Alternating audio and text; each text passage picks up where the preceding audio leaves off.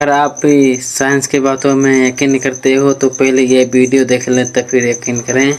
कुछ साइंसदानों का ये कहना है कि जमीन सूरज के गिर्द घूम रही है। क्या जमीन सूरज के गिर्द घूम रही है या सूरज जमीन के गिर्द घूम रहा है? हमारा कुरान क्या फरमाता है? कुरान पाक तो ये कहता है कि जमीन रुकी है और सूरज जमीन के गिर्द घूम रहा है। अल्लाह पाक ने कुरान पाक में फरमाया इन्नल्लाह युमसिकुस समावाति वल अर्द अन तज़ूला, कि बेशक अल्लाह पाक जमीन और आसमान को रोके हुए है कि ये हरकत ना करे। अल्लाह पाक फरमा रहा है जमीन रुकी है कि ये हरकत ना करे। अब रह गई बात सूरज की कि सूरज भी रुका है या सूरज गर्दिश कर रहा है। इसके बारे में भी अल्लाह पाक ने कुरान पाक में फरमाया हुवल्लज़ी खलक़ल लैला वन नहारा वश्शम्स वल कमरा, कि वही रब वही जात कि जिसने दिन को, रात को, सूरज को, चांद को पैदा किया।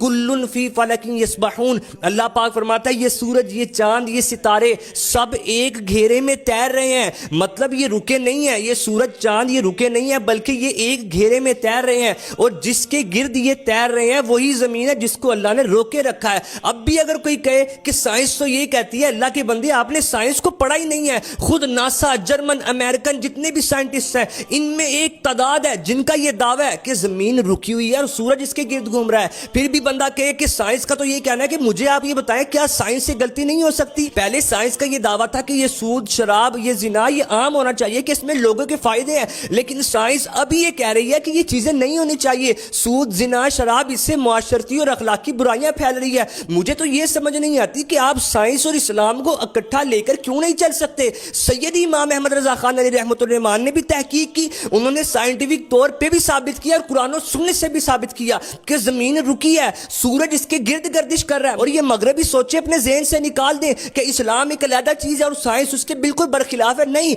बल्कि साइंस इस्लाम की खिदमतगार है कि जो इस्लाम ने हमें नुक्ते बयान किए, साइंस तहकीक करके लोगों के सामने रखती है कि रब की कुदरत की कैसी कैसी निशानियां मौजूद है। साइंस आज इस बात पर कायल है कि हम रब की वो नेमतें जो हम तक पहुंची अभी तक हम उन पे तहकीक नहीं कर सके, तो वो नेमतें कि सातों आसमान तो क्या, अभी तो हम पहला आसमान क्रॉस नहीं कर सके। रब की कुदरत को समझो, अकल को छोड़ो।